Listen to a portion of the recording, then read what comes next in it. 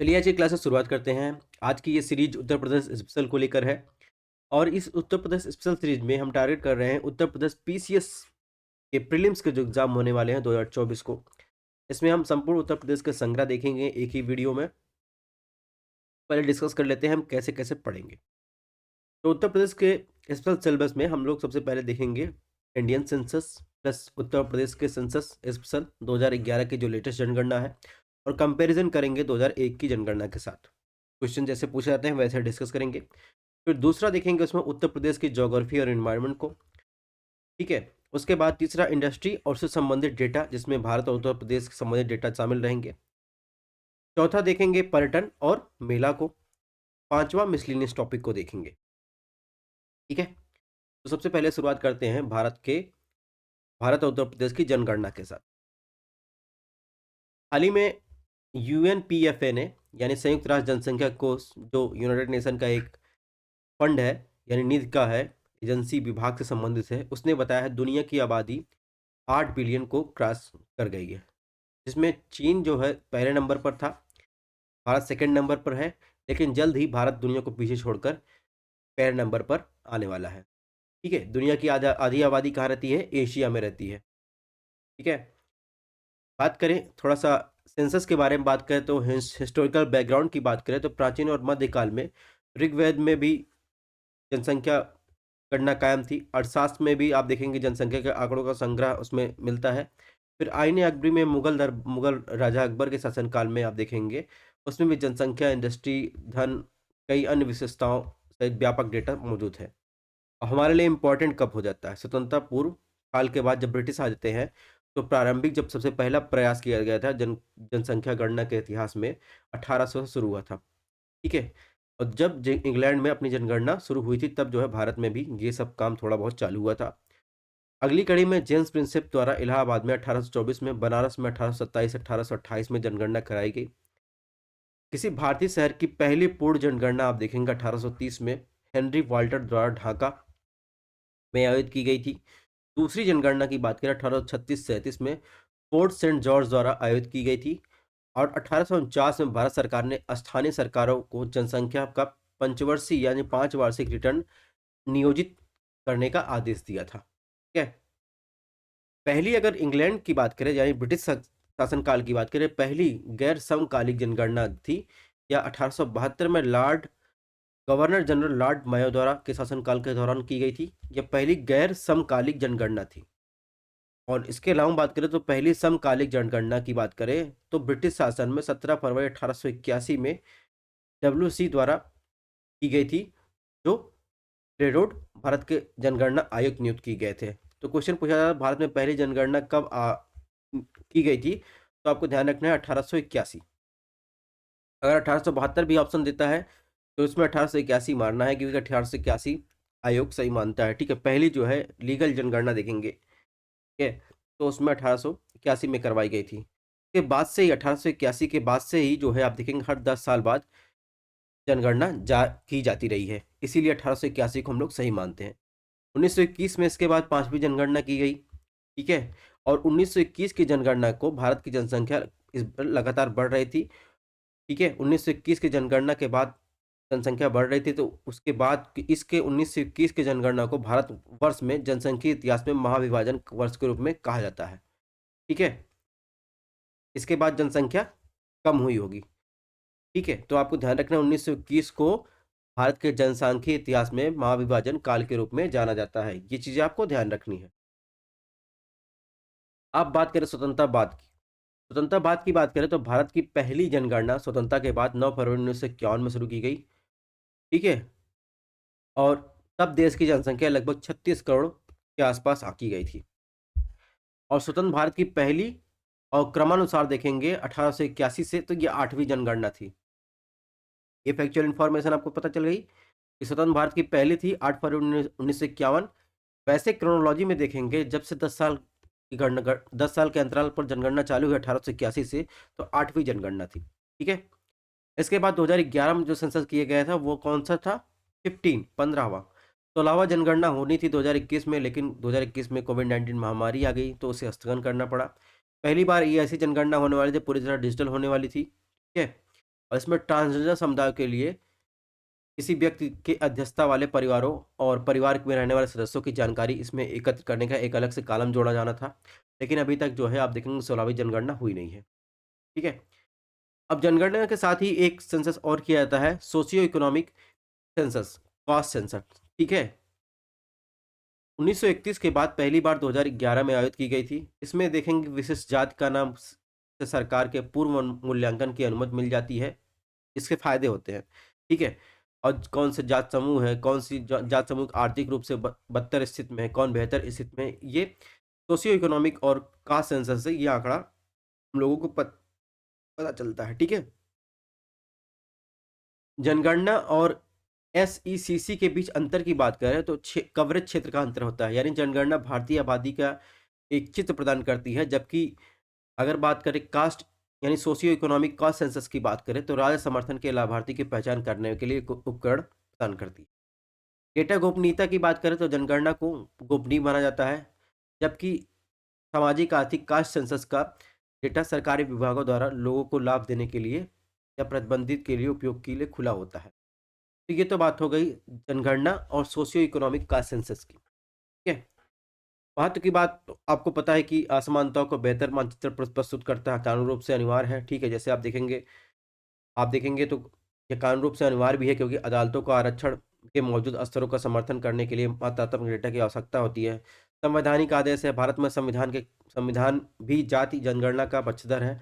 Article 340 में लिखा गया है कि सामाजिक और शैक्षणिक रूप से पिछड़े वर्ग की स्थितियों की जांच करने और सरकारों द्वारा उठाए गए जाने वाले कदमों के बारे में सिफारिश करने के लिए एक आयोग की नियुक्ति की जाएगी। ठीक है? तो ये तो बात हो गई सोशियो इकोनॉमिक कास्ट सेंसस। अब बात करते हैं इसका नोडल मंत्रालय कौन होता है। नोडल मंत्रालय आप देखेंगे तो होम मिनिस्ट्री के अंतर्गत आता है। उसके अंतर्गत देखेंगे रजिस्ट्रार जनरल और जनगणना आयुक्त का कार्यालय होता है। ये देखता है जनगणना को। संवैधानिक समर्थन की बात करें, जनगणना अधिनियम 1948 के प्रावधान के तहत आयोजित की जाती है। इस अधिनियम का विधेयक भारत के तत्कालीन गृह मंत्री सरदार वल्लभ भाई पटेल द्वारा लाया गया था। भारत संविधान के अनुच्छेद 246 के तहत जनसंख्या जनगणना एक संघ का विषय है और इसके नाम संविधान की 7वीं अनुसूची की क्रम संख्या 69 में इससे संबंधित है। ठीक है? तो ये तो बात हो गई लीगल प्रावधान की। अब जनगणना से संबंधित कुछ अवधारणा को समझ लेते हैं। जनसंख्या घनत्व आप देखेंगे कुल जनसंख्या बटा उस एरिया का क्षेत्रफल से जनसंख्या घनत्व निकाला जाता है। ठीक है? यानी जनसंख्या का घनत्व प्रति इकाई क्षेत्र में व्यक्तियों की संख्या के रूप में व्यक्त किया जाता है या भूमि के संबंध में जनसंख्या के स्थानिक वितरण की बेहतर समझ प्राप्त करने में मदद करता है। जैसे 1991 में जनसंख्या घनत्व था 117 प्रति व्यक्ति प्रति वर्ग किलोमीटर में रहते थे, 117 व्यक्ति। 2001 में यही गए कि 313 व्यक्ति हो गए प्रति वर्ग किलोमीटर में। 2011 में देखेंगे 382 हो गए। यानी समय के साथ जो है प्रति वर्ग किलोमीटर में पॉपुलेशन डेंसिटी बढ़ रही है। ठीक है? अगर आपको क्लासेस पसंद आ रही हो तो चैनल को हमारे सब्सक्राइब कर सकते हैं। ठीक है? हमारे 2 channel study and study and UPSC और हमारा टेलीग्राम चैनल है, इस पे आपको सारी क्लासेस की पीडीएफ मिल जाएंगी। तो आप टेलीग्राम पर और व्हाट्सएप पेज को ज्वाइन भी कर सकते हैं। तो ये तो बात हो गई जनसंख्या घनत्व की। अब कुछ कॉन्सेप्ट और समझते हैं। जनसंख्या ग्रोथ किसे कहते हैं? जनसंख्या वृद्धि का मतलब होता है दो समय अंतरालों में के बीच एक विशेष क्षेत्र में होने वाली जनसंख्या में परिवर्तन को जनसंख्या वृद्धि कहा जाता है। फॉर एग्जाम्पल देखेंगे 1991 की जनसंख्या देखेंगे और 2001 की जनसंख्या को कंपैरिजन करेंगे तो उसमें से घटाएंगे लगभग आप देखेंगे जनसंख्या में 18 करोड़ की वृद्धि दिखाती है। ये है रियल जनसंख्या। ठीक है? रियल जनसंख्या ग्रोथ दिखाता है। और जनसंख्या वृद्धि दर को देखेंगे तो इसे प्रतिशत में परिवर्तित किया जाता है। और वहीं कभी कभी पूछा जाता है जनसंख्या की प्राकृतिक वृद्धि दर क्या होती है, कथन में दे देता है, उसका आपको बताना पड़ता है। यानी किसी क्षेत्र विशेष में दो समय अंतरालों में जन्म और मृत्यु में अंतर से बढ़ने वाली जनसंख्या को क्या कहते हैं, उस क्षेत्र की प्राकृतिक वृद्धि दर कहते हैं। ठीक है? इसके अलावा देखेंगे जनसंख्या का वास्तविक वृद्धि देखेंगे तो जन्म माइनस मृत्यु दर, जन्म दर माइनस मृत्यु दर प्लस अप्रवास, ठीक है, माइनस उत्प्रवास, ये क्या हुआ जनसंख्या का वास्तविक वृद्धि दर हो जाएगा। ठीक है? तो इन सब कॉन्सेप्ट को आपको पढ़ लेना है। दूसरा सेक्स रेशियो, पुरुषों की जनसंख्या बटे स्त्रियों की जनसंख्या गुणे यानी मल्टीप्लाई बाय 1000 जो है, यानी प्रति 1000 स्त्रियों पर पुरुषों की संख्या क्या दिखाती है, ये दिखाती है सेक्स रेशियो। ठीक है, ये तो कॉन्सेप्ट की बात हुई। अब हम सेंसस की रियल क्लास शुरुआत करते हैं। 2001 से 2011 के दौरान जो जनसंख्या में वृद्धि आई वो लगभग 18.18 करोड़ की वृद्धि हुई। 2001 में भारत की जनसंख्या कितनी थी? वो थी 102.87 करोड़। जो 2011 में देखेंगे, 2011 में बढ़कर कितनी हो गई? लगभग 121 करोड़। और वर्तमान में जो जनसंख्या है वो बढ़कर लगभग 141 करोड़ के लगभग हो गई है। भारत की जनसंख्या की वास्तविक वृद्धि दर 17.7% रही। ठीक है, ये आपको ध्यान रखना है। यहाँ करेक्शन कर लीजिएगा, भारत की जनसंख्या की 10 की वृद्धि दर, ठीक है, यानी 10 साल में होने वाली वृद्धि दर कितनी रही? 10 साल में होने वाली वृद्धि दर कितनी रही? 17.7%। अगर वहीं भारतीय जनसंख्या की वार्षिक वृद्धि दर पूछा जाए तो आपको ध्यान रखना है 1.64% है। ठीक है, तो ये चीज कुछ करेक्ट कर लीजिएगा। 10 की वृद्धि दर कितनी है? 17.7% रही, यानी 10 साल में जो ग्रोथ हो रही है। वार्षिक वृद्धि दर वो रही 1.64%। ठीक है, ध्यान से इत्मीनान से क्लास को देखिएगा, नोट करते चलिएगा। अगर आपसे पूछा जाए शीर्ष जनसंख्या वाले राज्य, तो शीर्ष जनसंख्या वाले राज्य की बात करें तो पहले नंबर पर पहला गोल्ड मेडल जो मिला है वो उत्तर प्रदेश को मिला है, जिसकी जनसंख्या 2011 की जनगणना के अनुसार लगभग 19 करोड़ है। ठीक है, पॉपुलेशन परसेंटेज की बात करें, टोटल पॉपुलेशन का भारत की जनसंख्या का कितना परसेंटेज है? 2.51% है। ठीक है, उत्तर प्रदेश की बात कर रहे हैं तो उत्तर प्रदेश में आपको ये चीज़ें ध्यान रखनी है। सेकेंड सिल्वर मेडल मिला है किसको? महाराष्ट्र को। महाराष्ट्र की जनसंख्या लगभग 11 करोड़ के लगभग है, और भारत की जनसंख्या का कितना परसेंटेज है? 11.237% है। ठीक है, थर्ड नंबर देखेंगे तो बिहार को है, बिहार को मिला है। बिहार की जनसंख्या लगभग आप देखेंगे 2011 के जनगणना के अनुसार 10.40 करोड़ पर है। पॉपुलेशन परसेंटेज की बात करें भारत की जनसंख्या का, यानी 121 का कितना है? देखेंगे 8.60%। फिफ्थ की बात करें तो पश्चिम बंगाल सिक्स पर, फोर्थ पर देखेंगे तो फोर्थ पर पश्चिम बंगाल। ठीक है, फिफ्थ पर देखेंगे, फिफ्थ पर आंध्र प्रदेश आ जाएगा। तो ये तो बात हो गई शीर्ष जनसंख्या वाले राज्य की। ठीक है, क्रोनोलॉजी आपको ध्यान रखना है। नेक्स्ट आपसे पूछा जाए शीर्ष जनसंख्या वाले यूटी की, यानी केंद्र शासित प्रदेश की, तो उसमें देखेंगे सबसे नंबर 1 पर कौन है? नंबर 1 पर दिल्ली है। सेकंड पर पुदुचेरी है। थर्ड पर आप देखेंगे चंडीगढ़ है। ठीक है, उसके बाद अंडमान निकोबार, दादरा नगर हवेली, दमन दीव। तो बस अब आपको आंकड़े नहीं, यही सब चीजें याद रखनी है सेंसस में। इसके अलावा जनसंख्या वृद्धि दर पूछा जाए राज्य और केंद्र शासित प्रदेश को मिलाकर, तो सबसे अधिकतम वृद्धि दर जो थी वो दादरा नगर हवेली, दमन द्वीप, पुदुचेरी, मेघालय, अरुणाचल प्रदेश। ठीक है, इसमें अलग अलग नहीं बता रहे, राज्य और केंद्र शासित प्रदेश को इंक्लूड करके बता रहे हैं। अगर आपसे पूछा जाए कि भारत में जनसंख्या वृद्धि दर सबसे अधिक किस में रही, राज्य और यूटी ना पूछा जाए, तब आपको ध्यान रखना अधिकतम किस में रही? दादरा नगर हवेली में, सेकंड पर दमन द्वीप, तीसरे पर पुदुचेरी, फोर्थ पर मेघालय, फिफ्थ पर अरुणाचल प्रदेश। सबसे कम किस में रही? सबसे कम आप देखेंगे पहले पर नागालैंड, सेकंड पर केरला, थर्ड पर लक्षद्वीप, फोर्थ पर अंडमान निकोबार, फिफ्थ पर गोवा। ठीक, तो जनसंख्या ग्रोथ की बात हो गई है, शीर्ष की बात हो गई। अब थोड़ा सा कंपैरिजन देख लेते हैं, जनसंख्या आंकड़ों की तुलना 2001 से 2011। तो 2001 की पॉपुलेशन कितनी थी और 2011 की? 2001 में पॉपुलेशन थी 102 करोड़, 2011 में लगभग हो गई 121 करोड़। मेल परसेंटेज था 51.73%। ठीक है, और देखेंगे 2011 में ये परसेंटेज गिरा है 51.4%। फीमेल परसेंटेज की बात करें तो 48.2% था 2001 में, और 2011 में आकर देखेंगे तो मेल पॉपुलेशन बढ़ा है, 48.53% हुआ है। अर्बन पॉपुलेशन यानी शहरी जनसंख्या की बात करें 2001 में कितनी परसेंटेज रहती थी टोटल पॉपुलेशन का? 27.81%। वहीं 2011 में देखेंगे तो ये पॉपुलेशन अर्बन यानी शहरी जनसंख्या का अनुपात बढ़ा है 31.1%। ठीक है, सेक्स रेशियो की बात करें यानी लिंगानुपात बात करें तो आप देखेंगे 933 लड़कियां थी 1000 लड़कों पर। ठीक है, यानी 1000 पुरुषों पर 933 लड़कियां थी। ठीक है, सेक्स रेशियो जाकर देखेंगे 2011 में 983 लड़कियां हुई 1000 पुरुषों पर, थोड़ा बढ़ा है। लिटरेसी रेट की बात करें यानी साक्षरता दर की बात करें तो 2001 में कितना था? 64.8% था। 2011 में 73% रह गया, यानी बढ़ा है। डेंसिटी की बात करें 325 पर्सन प्रति किलोमीटर स्क्वायर थी, और ये 2011 में बढ़कर 382 हो गई। ठीक है, यानी आप देखेंगे 2001 से 2011 के बीच जनसंख्या डिफरेंस की बात करें अप्रॉक्स 18 करोड़ का अंतर है। ठीक है, यानी 18 करोड़ की जनसंख्या वृद्धि हुई है।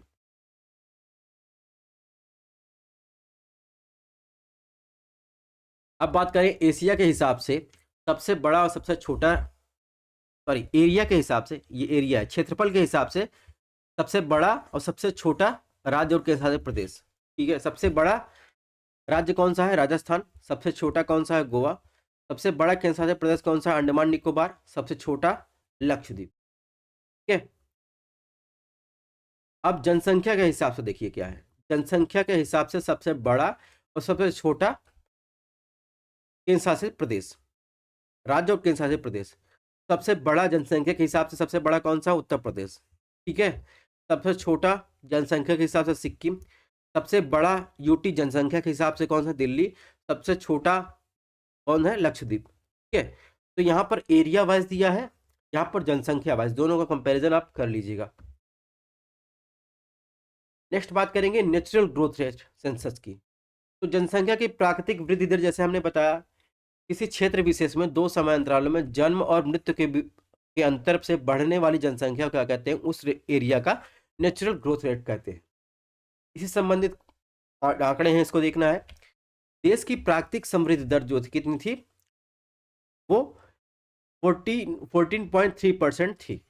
ठीक है, सर्वाधिक प्राकृतिक समृद्धि दर वाले 4 राज्य की पूछा जाए तो बिहार नंबर 1 पर, सेकंड पर उत्तर प्रदेश, थर्ड पर राजस्थान, फोर्थ पर मध्य प्रदेश।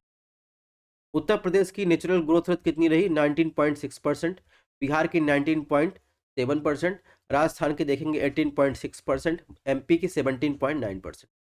ठीक है, ये तो हो गई नेचुरल ग्रोथ की। अब सबसे कम वृद्धि वाले राज्य की बात करें तो गोवा और सेकंड पर केरला। अब बात करते हैं सेक्स रेशियो, यानी कितने लड़कों की शादी हो पाएगी, कितने कितने कुंवारे रह जाएंगे। 2011 की जनगणना के अनुसार देखते हैं सेक्स रेशियो। तो आप देखेंगे केरल में आप देखेंगे तो 1000 लड़कियों पर कितने लड़के हैं? 1084। यानी आप देखेंगे लड़कों की आबादी ज़्यादा है, लड़कियों की कम है, यानी उल्टा हो जाएगा इसमें। 84 लड़कियाँ, ठीक है, 84 लड़के जो है आप देखेंगे इसमें प्लस है। तमिलनाडु में देखेंगे सेकंड स्थान पर कितनी सेक्स रेशियो है? 996, यानी 1000 पुरुषों पर कितनी लड़कियां हैं? 996, यानी 4 लड़के कुंवारे रह जाएंगे। आंध्र प्रदेश में 993 है, 1000 पुरुषों पर 993 लड़कियां हैं, यानी 7 लड़के कुंवारे रह जाएंगे। ठीक है, छत्तीसगढ़ में 991 है, 1000 पुरुषों पर 991 लड़कियां हैं, यानी आप देखेंगे लगभग 9 लड़के कुंवारे रह जाएंगे। ठीक है, मेघालय में देखेंगे तो शीर्ष लिंगानुपात राज्य में 989 है। ठीक है, 1000 पुरुषों पर लगभग 11 लड़के कुंवारे रह जाएंगे। यानी अगर शीर्ष लिंगानुपात और राज्य की बात किया जाए तो नंबर 1 पर केरल, सेकंड पर तमिलनाडु, थर्ड पर आंध्र प्रदेश, फोर्थ पर छत्तीसगढ़, फिफ्थ पर मेघालय आ जाएगा। तो डाटा भी याद रखना है और क्रोनोलॉजी भी याद रखनी है। अब न्यूनतम लिंगानुपात और राज्य की बात करें तो सबसे कम देखेंगे हरियाणा का है, पूरे देश में सबसे कम सेक्स रेशियो हरियाणा का है। यानी आप देखेंगे 1000 पुरुषों पर कितनी महिलाएं हैं? 879, यानी 79 1 80 20 100, यानी 21 लड़के कुंवारे मर जाएंगे। ठीक है, हरियाणा में। जम्मू कश्मीर की बात करें तो जम्मू कश्मीर में सेक्स रेशियो कितना है? 889, 1000 पुरुषों पर 889 लड़कियां हैं, यानी 89 1 90, 1011 कुंवारे रह जाएंगे। ऐसे सिक्किम में 890 है, पंजाब में 895 है, उत्तर प्रदेश में 912। तो आपको उत्तर प्रदेश का ध्यान रखना है। 912 सेक्स रेशियो है 1000 पुरुषों पर, यानी उत्तर प्रदेश में 1000 पुरुष पर 912 लड़कियां हैं। ठीक है, यानी 12 8 20। ठीक है, 88 जो है आप देखेंगे 88 पुरुष कुंवारे रह जाएंगे। ठीक है, उत्तर प्रदेश में। तो आप अपने अपने स्टेट का हाल देख लीजिएगा, अपने कुंवारेपन का। ठीक है, शीर्ष लिंगानुपात वाले यूटी की बात करें तो शीर्ष लिंगानुपात, सबसे ज़्यादा लिंगानुपात, यानी 1000 महिलाओं पर देखेंगे 1037 पुरुष पाए जाते हैं पुडुचेरी में। ठीक है, लक्षद्वीप में आप देखेंगे 947, अंडमान निकोबार में 976 और दिल्ली में आप देखेंगे 868। ठीक है, महिलाएं पाई जाती हैं 1000 पुरुष पर। ठीक है, तो ये तो दिल्ली का हाल है। सबसे कम लिंगानुपात वाले यूटी की बात करें, दमन द्वीप में आप देखेंगे 600 कितने 18 618 लड़कियां हैं 1000 पुरुषों पर। दादरा नगर हवेली में 774 लड़कियां हैं 1000 पुरुषों पर। चंडीगढ़ में 818 लड़कियां हैं 1000 पुरुषों पर। तो ये आंकड़े हैं सेक्स रेशियो के। अब कुछ फैक्चुअल जानकारी देख लेते हैं। अगर आपसे पूछा जाए सर्वाधिक शिशु यानी 0 से 6 वर्ष की आयु वाले लिंगानुपात वाले राज्य की बात करें तो देखेंगे 972 बच्चे हैं। ठीक है। अरुणाचल प्रदेश में न्यूनतम शिशु लिंगानुपात वाला राज्य की बात करें हरियाणा में है 834। ठीक है। सर्वाधिक शिशु लिंगानुपात वाला राज्य की बात की यूटी की बात करें तो अंडमान निकोबार द्वीप समूह। न्यूनतम की बात करें तो दिल्ली 871। ठीक है। अब बात करेंगे लिटरेसी सेंसस की यानी साक्षरता दर की। टोटल लिटरेसी कितनी है भारत की, वो 73% है। ठीक है। 2001 से 2011 के दौरान महिलाओं की साक्षरता दर में कितनी वृद्धि आई है, तो देखेंगे पुरुषों की अपेक्षा देखेंगे महिलाओं का जो है 46.67% रही है। और इसमें पुरुषों की बात करें लिटरेसी रेट कितना है 80.9%, महिलाओं का 64.6%। ठीक है। ये तो भाई लिटरेसी की बात। सर्वाधिक पढ़े लिखे वाले राज्य की बात करें केरल में देखें 94% शिक्षित है, मिजोरम में 91.3%, गोवा में आप देखेंगे तो 88.7%, त्रिपुरा में देखेंगे तो 87.2%, हिमाचल प्रदेश में 82.8%। तो पहले नंबर पर केरल, सेकंड पर मिजोरम, थर्ड पर गोवा, फोर्थ पर त्रिपुरा, फिफ्थ पर आप देखेंगे हिमाचल प्रदेश है। सर्वाधिक पढ़े लिखे वाले राज्य की 5 सूची यहाँ पर दी गई है। सबसे कम पढ़े लिखे वाले राज्य की बात करें तो बिहार में आप देखेंगे 61.8%, सेकंड पर अरुणाचल प्रदेश है, थर्ड पर राजस्थान है 66.1%, झारखंड की बात करें चौथे स्थान पर है 66.4%, आंध्र प्रदेश की बात करें पांचवें स्थान पर 67.0%। ठीक है। तो ये हो गई सबसे कम लिटरेसी यानी पढ़े लिखे वाले राज्य की क्रोनोलॉजी। अब बात करें सर्वाधिक पढ़े लिखे वाले केंद्र शासित प्रदेश की, तो सबसे नंबर 1 पर लक्षद्वीप, सेकंड पर दमन द्वीप, थर्ड पर अंडमान निकोबार, फोर्थ पर दिल्ली, फिफ्थ पर चंडीगढ़। ठीक है। परसेंटेज ना याद हो चलेगा, लेकिन ये क्रोनोलॉजी आपको याद रहनी चाहिए। सबसे कम पढ़े लिखे वाले यूटी की बात करें तो नंबर 1 पर दादरा नगर हवेली, सेकंड पर आप देखेंगे पुदुचेरी, थर्ड पर आप देखेंगे चंडीगढ़ आ जाएगा। ठीक है। अब थोड़ा सा एक बार रिव्यू कर लेते हैं कि हमने क्या पढ़ा। सर्वाधिक साक्षरता वाला राज्य केरल 94%, न्यूनतम साक्षरता वाला राज्य बिहार 61.8%, सर्वाधिक साक्षरता वाला यूटी केंद्र शासित प्रदेश लक्षद्वीप 91.8%, न्यूनतम साक्षरता वाला राज्य दादरा नगर हवेली 76.2%। ठीक है। तो ये हमने रिवीजन कर लिया। नेक्स्ट बात करते हैं पॉपुलेशन डेंसिटी की। सर्वाधिक जनसंख्या घनत्व वाले राज्य की बात करते हैं। इसके पहले हम लोग 1 मिनट का ब्रेक लेंगे।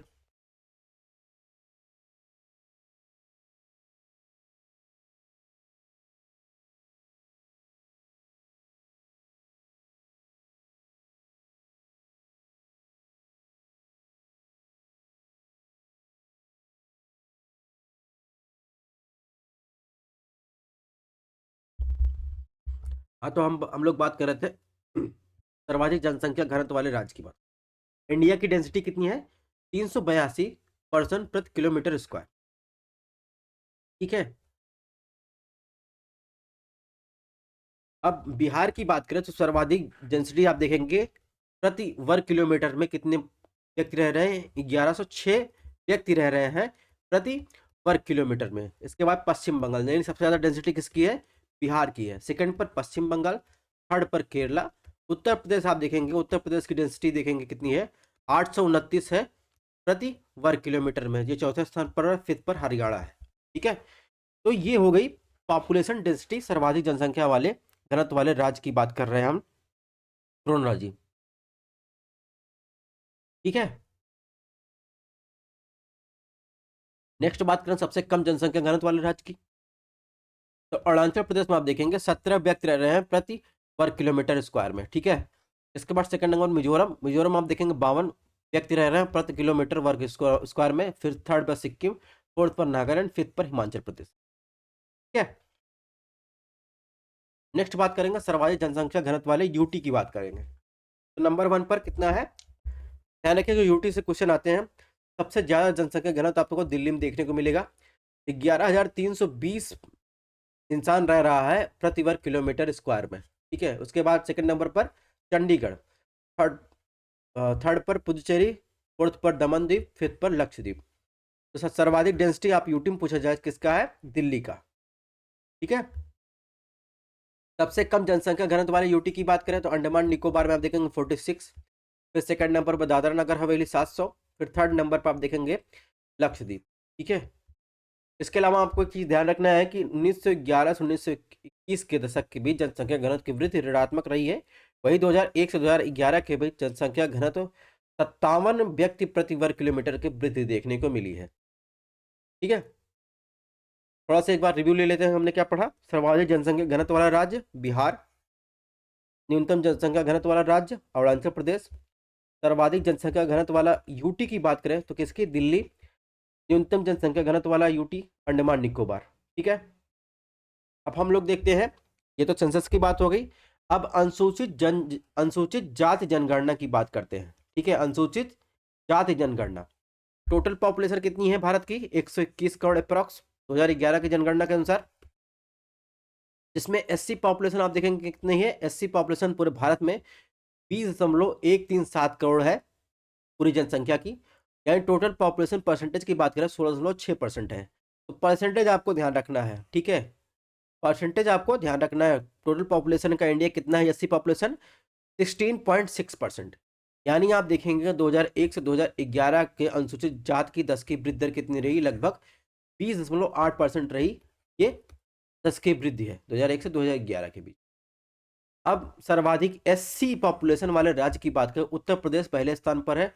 उत्तर प्रदेश में भारत में पूरे राज्य में की बात करें तो सब सर्वाधिक एससी पॉपुलेशन पाई जाती है। पश्चिम बंगाल सेकंड नंबर पर है, थर्ड पर बिहार है, फोर्थ पर तमिलनाडु है, फिफ्थ पर आंध्र प्रदेश है।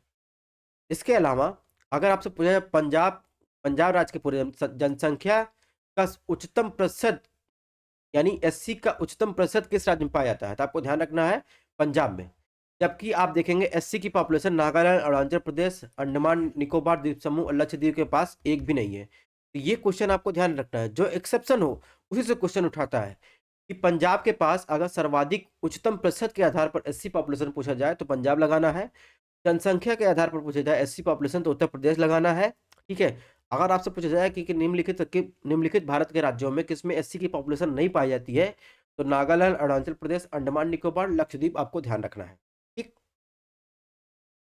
नेक्स्ट बात करें सबसे कम जनसंख्या एससी वाले राज्य की बात करें तो मिजोरम में है। उसके बाद देखेंगे नागालैंड, अरुणाचल प्रदेश, लक्षद्वीप, अंडमान निकोबार में कोई एससी पॉपुलेशन नहीं पाई जाती है। ठीक है, तो ये इंपॉर्टेंट है, ये आपको ध्यान रखना है। अब बात करेंगे सर्वाधिक एसटी जनसंख्या वाले राज्य की, तो सबसे ज्यादा एसटी यानी शेड्यूल्ड ट्राइब, ठीक है, जनजाति, सबसे ज्यादा जनजाति कहाँ पाई जाएगी, मध्य प्रदेश में, सेकंड पर महाराष्ट्र, थर्ड पर उड़ीसा, फोर्थ पर राजस्थान, फिफ्थ पर गुजरात। ठीक है, तो एसटी पॉपुलेशन की बात कर रहे हैं, ये चीजें आपको ध्यान रखनी है। सबसे कम एसटी वाले राज्य की बात करें तो आप देखेंगे भारत के कुल अनुसूचित जनजाति जनसंख्या उत्तर प्रदेश में सबसे कम है। वहीं उत्तर प्रदेश में एससी पॉपुलेशन सबसे ज्यादा है, लेकिन एसटी पॉपुलेशन कितना है, 0.6% है। ठीक है, 2011 के जनगणना के अनुसार पंजाब, हरियाणा, चंडीगढ़, दिल्ली, पुडुचेरी में कोई अनुसूचित आबादी नहीं पाई जाती है। तो एसटी और एससी में कंफ्यूज मत होइएगा। ठीक है, बार बार उसको देख लीजिएगा। अब बात करें यूपी जनसंख्या विशेष की बात करें, अब तो ओवरऑल हम पूरे भारत की बात कर रहे थे, अब थोड़ा सा यूपी स्पेसिफिक बात कर लेते हैं। सबसे पहले यूपी स्पेसिफिक की बात करें तो टोटल पॉपुलेशन कितना है, यह है लगभग 19 करोड़, और पूरे भारत की जनसंख्या का परसेंटेज कितना है, 16.51%। 10 की वृद्धि दर कितनी रही 2001 से 2011 के बीच, 20.22%। ठीक है, और 2011 से 2001 से 2011 10 की वृद्धि दर के हिसाब से उत्तर प्रदेश देश का जो है आप देखेंगे 14वें स्थान पर है। ठीक है, 2001 से 2011 में यूपी की 10 की वृद्धि दर देखेंगे, मेल की कितनी रही 19.31%, फीमेल की ये रही 23.23%। ठीक है, पॉपुलेशन डेंसिटी उत्तर प्रदेश कितनी है 829 पर पर्सन प्रति किलोमीटर स्क्वायर। ठीक है, पर्सन प्रति किलोमीटर स्क्वायर। कंट्री की डेंसिटी कितनी रही 382। ठीक है, जनसंख्या घनत्व के हिसाब से देश का चौथे स्थान पर है उत्तर प्रदेश। ठीक है, आप देखेंगे 2001 से 2011 के हिसाब से उत्तर प्रदेश की जनसंख्या घनत्व में 139 पर्सन प्रति किलोमीटर स्क्वायर की वृद्धि देखने को मिली है। ठीक है, अब बात करेंगे यूपी का सर्वाधिक और सबसे कम आबादी वाले डिस्ट्रिक्ट की, तो सबसे सर्वाधिक जनसंख्या आबादी वाला राज्य घटते क्रम बात करें तो नंबर 1 पर सबसे ज्यादा आबादी इलाहाबाद में, सेकंड पर मुरादाबाद में, थर्ड पर गाजियाबाद, फोर्थ पर आजमगढ़, फिफ्थ पर लखनऊ।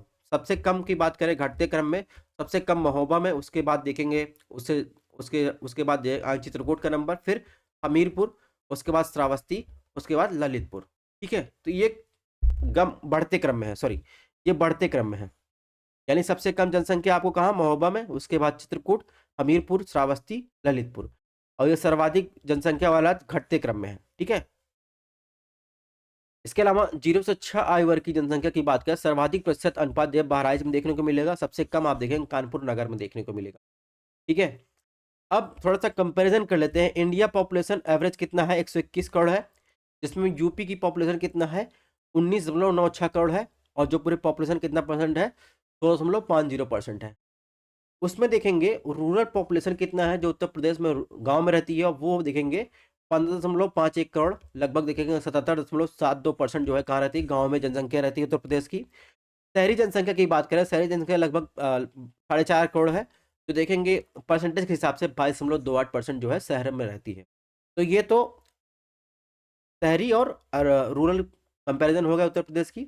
अब जनसंख्या वृद्धि दर की बात करें, अधिकतम और न्यू सबसे कम की बात करें, सर्वाधिक जनसंख्या वृद्धि दर वाले 5 जिलों को पूछा जाए आपसे, तो घटते क्रम में देखेंगे तो गौतम बुद्ध नगर, फिर गाजियाबाद, श्रावस्ती, बहराइच और बालरामपुर। 2011 की जनगणना के अनुसार सबसे कम वृद्धि दर वाले 5 जिले बढ़ते क्रम में आप देखेंगे तो कानपुर, हमीरपुर, बागपत, फतेहपुर, देवरिया। ठीक है, यूपी की पॉपुलेशन डेंसिटी की बात करें तो शीर्ष 5 जनसंख्या घनत्व वाले जिले, जिसमें सबसे ज्यादा जनसंख्या पाई जाती है, गाजियाबाद पहले नंबर पर, सेकंड पर वाराणसी, थर्ड पर लखनऊ, फोर्थ पर भदोही, फिफ्थ पर कानपुर। न्यूनतम जनसंख्या घनत्व वाले जिले की बात करें, पहले पर ललितपुर, सेकंड पर सोनभद्र, थर्ड पर हमीरपुर, फोर्थ पर महोबा, फाइव पर चित्रकूट। ठीक है, तो आप लोग इसको ध्यान से पढ़िएगा। ठीक है, बोरियत महसूस हो तो वीडियो पॉज कर दीजिए, दोबारा देख लीजिए, लेकिन ध्यान से देखिएगा। यूपी की लिटरेसी सेंसस की बात करें तो मेल लिटरेसी की बात करें तो 77.3% है, फीमेल लिटरेसी की बात करें 57.2% है। अगर वहीं गांव में कितनी जनसंख्या पढ़ी लिखी है टोटल पॉपुलेशन का, 65.46% है। अर्बन की बात करें यानी शहर में 75.14% है। ठीक है, देखेंगे टोटल जो है यूपी की कितनी साक्षरता है, 67.7%। 2001 से 2011 के बीच औसत जो लिटरेसी दर थी वो कितनी थी, 11.4% थी, जो देश की लिटरेसी रेट के हिसाब से उत्तर प्रदेश 29वें स्थान पर था। ठीक, सर्वाधिक पढ़े लिखे वाले डिस्ट्रिक्ट की आपसे पूछा जाए तो शीर्ष 5 साक्षर जिले की बात पूछा जाए, गौतम बुद्ध नगर, कानपुर, औरैया, इटावा, गाजियाबाद। न्यूनतम पढ़े लिखे जिले, श्रावस्ती, बहराइच, बलरामपुर, बदायूं, बलरामपुर। ठीक है, और आपसे पूछा सर्वाधिक पुरुष साक्षरता कहाँ ज्यादा है, 3 जिले पूछा जाए, गौतम बुद्ध नगर, औरैया, इटावा। सबसे कम पुरुष साक्षरता, श्रावस्ती, बहराइच, बलरामपुर। सर्वाधिक महिला साक्षरता, कानपुर, लखनऊ, गौतम बुद्ध नगर। सबसे कम देखा जाए श्रावस्ती, बलरामपुर, बहराइच। कोई ट्रिक नहीं है दोस्तों, कोई भी ट्रिक नहीं है, और जो ट्रिक बता भी रहा है एक टाइम के बाद भूल जाएंगे, 1-2 बार पढ़ेंगे, क्वेश्चन देखेंगे, आपको याद हो जाएगा, उसकी चिंता करने की जरूरत नहीं है। ट्रिक के चक्कर में तो ना ही पढ़े जहाँ सही है। ठीक है, सेक्स रेशियो की बात करें उत्तर प्रदेश की तो राष्ट्रीय स्तर पर कुंवारे लड़कों की संख्या कितनी है, 57 है, यानी 943 लड़कियां हैं 1000 पुरुषों, 1000 पुरुष पर 943 लड़की ने 57 लड़के कुंवारे रह जाएंगे। वहीं उत्तर प्रदेश में देखेंगे 2011 की जनगणना के साथ 1000 पुरुष है, जिसमें लड़कियां कितनी है, 912, यानी उत्तर प्रदेश में कुंवारे लड़कों की संख्या कितनी रह जाएगी, 88। अगर राष्ट्रीय स्तर पर देखें उससे 31 कम है। ठीक है, तो ये तो हाल है उत्तर प्रदेश में कुंवारे लड़कों की जो रह जाएंगे कुंवारे। अब बात करते हैं लिंगानुपात वाले जिले की, शीर्ष सेक्स रेशियो वाले जिले की बात करें, जौनपुर में सबसे ज्यादा आपको सेक्स रेशियो देखने को मिलेगा। ठीक है, 1024। ठीक है, 1000 लड़कों पर कितनी लड़कियां हैं, 1024। आजमगढ़ में 1019, देवरिया में 1017, प्रतापगढ़ में 898, सुल्तानपुर में 883। न्यूनतम 5 जिले की बात करें, गौतम बुद्ध नगर, बागपुत और हमीरपुर, कानपुर, बादा, मथुरा और रैया, जलौन। ठीक है, तो ये तो बात हो गई सेक्स रेशियो की। अब बात करेंगे यूपी में एससी पॉपुलेशन की, तो उत्तर प्रदेश में नंबर 1 स्थान पर, सेकंड पर पश्चिम बंगाल, ठीक है, थर्ड पर बिहार, फोर्थ पर तमिलनाडु, फिफ्थ पर आंध्र प्रदेश। इसकी चर्चा हम कर ही चुके हैं। पंजाब की बात बता दें, अगर परसेंटेज के बारे में पूछा जाए तो हाईएस्ट परसेंटेज है नागालैंड, अरुणाचल प्रदेश, अंडमान निकोबार द्वीप समूह में कोई एससी पॉपुलेशन नहीं पाई जाती है। ठीक है, एसटी पॉपुलेशन के मामले में उत्तर प्रदेश भारत में सबसे कम एसटी पॉपुलेशन पाई जाती है। वहीं आप देखेंगे हरियाणा, चंडीगढ़, दिल्ली, पुडुचेरी में कोई एसटी पॉपुलेशन नहीं पाई जाती है, और साथ में पंजाब में भी। ठीक है। नेक्स्ट बात करेंगे सर्वाधिक अनुसूचित जनसंख्या वाले 3 जिले। सीतापुर, प्रयागराज, हरदोई। सबसे कम अनुसूचित जनसंख्या वाले 3 जिले बागपत, श्रावस्ती, गौतम बुद्ध नगर। सर्वाधिक अनुसूचित जाति प्रतिशत के मामले में 3 जिले कौशाम्बी, सीतापुर, हरदोई। और सबसे कम प्रतिशत के मामले में 3 जिले बागपत, बरेली और बलरामपुर। ठीक है।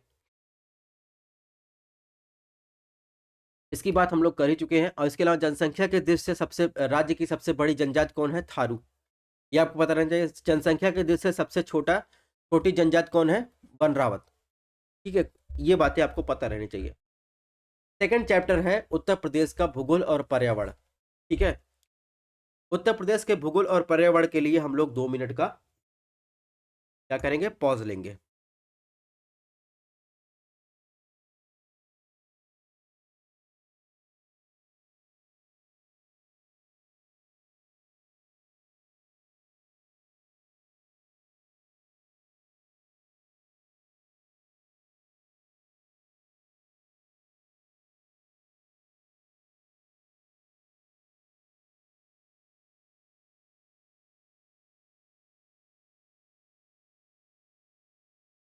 चलिए क्लास को आगे बढ़ाते हैं। तो उत्तर प्रदेश की ज्योग्राफी और एनवायरनमेंट को देखते हैं। तो सबसे पहले भारत के बारे में कुछ जानकारी समझ लेते हैं। भारत का अक्षांशीय विस्तार, अक्षांशीय विस्तार कितना है आप देखेंगे? 8 डिग्री 4 मिनट। ये देखेंगे तो 8 डिग्री 4 मिनट नॉर्थ से लेकर 37 डिग्री 6 मिनट नॉर्थ के बीच में है। यानी अक्षांशीय विस्तार मतलब क्षैतिज विस्तार पूछ रहा है। और यहाँ पे देखें नॉर्थ लिखा है, क्योंकि आप देखेंगे अगर हम आपको समझा दें, सपोज ये विश्व का मैप है। ठीक है, ये विश्व का मैप है। इसको आप 2 बराबर भागों में बांट दीजिए। इधर आ जाएगा नॉर्थ हेमिस्फीयर, इधर साउथ हेमिस्फीयर। फिर इधर 0 डिग्री देशांतर बांट दीजिए। इधर हो जाएगा ईस्ट, इधर हो जाएगा वेस्ट। तो भारत कहाँ है? ये 0 डिग्री है। 0 डिग्री ऊपर देखेंगे 8 degree 4 minute, 8 degree 4 minute, 37 degree 6 minute. ठीक है, तो इसके बीच है। तो ये पूरी तरह आप देखेंगे नॉर्थ हेमिस्फीयर में स्थित है, दूसरा ईस्ट में है। इसीलिए आप देखेंगे अक्षांशीय विस्तार क्या लिखा जाता है? 8 डिग्री 4 मिनट नॉर्थ, क्योंकि नॉर्थ हेमिस्फीयर में है। 37 डिग्री 6 मिनट नॉर्थ। ठीक है, तो ये इसका विस्तार है, अक्षांशीय विस्तार। नॉर्थ क्यों लिखा जाता है, समझ में आ गया? दूसरा देशांतरी विस्तार भारत का। तो अब देशांतरी विस्तार की बात हमने बताया ईस्ट में है, क्योंकि नॉर्थ में पूरा हेमिस्फीयर में, दूसरी हम लोग ईस्ट में है। तो आप देखेंगे देशांतरी विस्तार में 68 डिग्री 7 मिनट ईस्ट से लेकर 97 डिग्री 25 मिनट ईस्ट के बीच में आप देखेंगे ये भारत का जो है देशांतरी विस्तार। और 1 डिग्री में आप देखेंगे 4 मिनट होता है। और टोटल देखेंगे इन दोनों के बीच जो देशांतर है 29 देशांतर का अंतर है, यानी 116 मिनट का अंतर आपको दिखाई देगा। ठीक है, और उस 116 मिनट के अंतर को आप देखेंगे। इसके अलावा देखेंगे भारत का जो स्टैंडर्ड मेडिटेरियन टाइम है वो देखेंगे कितना है? 82.5 डिग्री ईस्ट देशांतर है। और ये भारत का जो टाइम जोन है ये किससे किससे गुजरता है? आप देखेंगे उत्तर प्रदेश में मिर्जापुर, एमपी, छत्तीसगढ़, उड़ीसा और आंध्र प्रदेश के बीच ये गुजरता है। ठीक है, नेक्स्ट बात करेंगे ट्रॉपिक ऑफ कैंसर यानी कर्क रेखा 23.5 डिग्री कौन कौन से राज्यों से गुजरती है? तो मिजोरम, त्रिपुरा, वेस्ट बंगाल, झारखंड, छत्तीसगढ़, मध्य प्रदेश। ठीक है, इसके बाद आप देखेंगे राजस्थान, गुजरात। यानी 8 राज्यों से होकर कैंसर रेखा गुजरती है, यानी कर्क रेखा गुजरती है। इसके अलावा देखेंगे, आप देखें मैंने बताया था 29 देशांतर का अंतर है। ठीक है, लगभग 116 मिनट का। तो आप देखेंगे पूर्व में सूर्य जल्दी जो है उगता है, 2 घंटे का लगभग अंतर दिखेगा आपको। क्यों? देशांतर की वजह से ही दिखेगा। ठीक है, तो अगर आपसे पूछा जाए नॉर्थ से साउथ में पूरा भारत की लंबाई कितनी है, तो 32 से 14 किलोमीटर है। ईस्ट से वेस्ट लंबाई कितनी है? 2933 किलोमीटर है। अगर आपसे पूछा जाए भारत का सबसे पूर्वी पूर्वी छोर कौन सा है, तो आप देखेंगे अरुणाचल प्रदेश में किविथु एक जगह है। और सबसे पश्चिमी बिंदु आप देखेंगे क्या है? गुहार मोटा, गुजरात में स्थित। ठीक है, इसके अलावा अगर आपसे पूछा जाए सबसे नॉर्थर पॉइंट कौन सा है, इंदिरा कॉल। सबसे साउथर्न पॉइंट आप देखेंगे कहाँ है? वो भी इंदिरा पॉइंट है या फिर कन्याकुमारी है। ठीक है, तो ये तो बात हो गई भारत की। इसके अलावा आपसे पूछा जाए अगर कि भारत के पास टोटल जो है स्थलीय सीमा कितनी है। स्थलीय सीमा आप देखेंगे, स्थलीय सीमा की लंबाई कितना है, 15,200 किलोमीटर। जलीय सीमा की लंबाई आप देखेंगे, जलीय सीमा की लंबाई कितनी है आप देखेंगे, 7516.6 किलोमीटर है। ठीक है, ये जलीय और स्थलीय सीमा की लंबाई हो गई। इसके अलावा पूछा जाए कि भारत में कितने देशों के साथ जो है अपनी अंतर्राष्ट्रीय सीमा साझा करता है। 7 देशों के साथ अंतर्राष्ट्रीय सीमा साझा करता है। घटते क्रम में देखेंगे सबसे बड़ी सीमा बांग्लादेश के साथ, इसके बाद चीन के साथ, इसके बाद आप देखेंगे पाकिस्तान के साथ। ठीक है, इसके बाद देखेंगे पाकिस्तान के बाद देखेंगे नेपाल के साथ, नेपाल के बाद म्यांमार, म्यांमार के बाद आप देखेंगे भूटान, भूटान के बाद अफगानिस्तान। तो ये 7 देशों के साथ अपनी सीमा साझा करता है। ठीक है, एरिया वाइज बात करें तो लार्जेस्ट एरिया वाइज देखेंगे, यानी क्षेत्रफल के आधार पर, जैसा कि हमने सेंसस में बताया है कि सबसे बड़ा राज्य कौन सा है, राजस्थान, उसके बाद मध्य प्रदेश, फिर आएगा महाराष्ट्र, चौथे नंबर पर उत्तर प्रदेश आएगा। सबसे छोटा कौन सा है, गोवा है, उसके बाद सिक्किम का नंबर आता है। और कुछ चीजें याद कर लेते हैं, जैसे अगर आपसे पूछा जाए 10 डिग्री चैनल, तो 10 डिग्री चैनल किसको किसको अलग करता है, तो आप देखेंगे अंडमान और निकोबार द्वीप समूह को ये अलग करता है। 10 डिग्री चैनल यहाँ पर है, तो आप देखेंगे ये अंडमान है, ये निकोबार, इसको अलग करता है। ठीक है, डेक्कन पासेस, ये है डेक्कन पासेस। डेक्कन पासेस आप देखेंगे तो साउथ अंडमान को लिटिल अंडमान से अलग करता है। ठीक है, 9 डिग्री चैनल देखेंगे, 9 डिग्री चैनल जो है आप देखेंगे मिनिकॉय को शेष लक्षद्वीप से अलग करता है, ये लक्षद्वीप है, मिनिकॉय है। 8 degree channel, 8 degree channel Minicoy को आप देखेंगे मालदीव से अलग करता है। तो ये सब जानकारी भी आपको होनी चाहिए। अब बात करते हैं उत्तर प्रदेश स्पेशल की।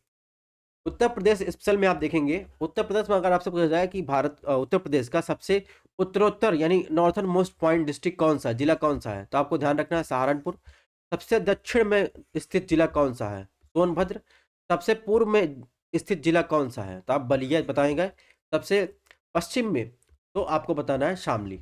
ठीक है, और इसके अलावा उत्तर प्रदेश में ईस्ट टू वेस्ट जाएंगे तो उसकी लंबाई कितनी है, 650 किलोमीटर। नॉर्थ टू साउथ जाएंगे, लंबाई कितनी है, 240 किलोमीटर। ठीक है, इसके अलावा आप देखेंगे उत्तर प्रदेश की सीमा सबसे अधिक किस राज्य के साथ लगती है, तो आप देखेंगे कुल मिलाकर 8 राज्यों, एक केंद्र शासित प्रदेशों के साथ सीमा लगती है। इन 8 राज्यों में कौन कौन से राज्य शामिल है, उत्तराखंड, हिमाचल प्रदेश, हरियाणा, ठीक है, मध्य प्रदेश, छत्तीसगढ़, झारखंड, बिहार, केंद्र शासित प्रदेश, दिल्ली शामिल है। यानी 8 राज्य और केंद्र शासित प्रदेश। अभी आप कहेंगे हिमाचल प्रदेश की सीमा कहाँ लगती है, तो आपको हम आगे दिखाएंगे। ठीक है, अगर बात करें सोनभद्र, सोनभद्र जो होता है वो 4 राज्यों से लगता है। ठीक है, ये सोनभद्र है। सोनभद्र देखेंगे बिहार, झारखंड, और इधर देखेंगे छत्तीसगढ़ नीचे है, इसके बाद इधर आएंगे एमपी। सोनभद्र जो है 4 राज्यों के साथ सीमा साझा करता है। सबसे बड़ा जिला कौन सा है, लखीमपुर खीरी। सबसे छोटा हापुड़ है। ठीक है, आप देखेंगे सहारनपुर, सहारनपुर से जो है आप देखेंगे 3 राज्य लगते हैं। इधर उत्तराखंड हो गया, उधर हिमाचल प्रदेश हो गया, और इधर जो है देखा है हरियाणा। ठीक है, हिमाचल प्रदेश देखिए यहाँ पर देखेंगे तो ये सीमा जो है हिमाचल प्रदेश के साथ साझा करती है। और उत्तर प्रदेश के साथ सबसे बड़ी सीमा साझा करने वाला राज्य जो है यह एमपी है। सबसे कम सीमा साझा करने वाला राज्य कौन सा है, हिमाचल प्रदेश है। तो उत्तर प्रदेश के बारे में ऐसे ज्योग्राफी के बारे में कुछ फैक्चुअल इन्फॉर्मेशन आपको याद रखनी पड़ेगी। उत्तर प्रदेश की सीमा को स्पर्श करने वाले राज्य और उनके जिलों की बात करें तो मध्य प्रदेश के साथ उत्तर प्रदेश के 13 जिलों की सीमा जो है देखेंगे तो साझा होती है, जिसमें मुरैना, ठीक है, मध्य प्रदेश के 13 जिले मुरैना, भिंड, दतिया, शिवपुरी, अशोकनगर, सागर, टीकमगढ़, निवाड़, छतरपुर, पन्ना, सतना, रीवा, सिगरौली। तो ये मध्य प्रदेश के राज्य हैं। 13 जिलों के साथ उत्तर प्रदेश की सीमा साझा होती है। बिहार के साथ देखेंगे 8 जिलों की सीमा साझा होती है।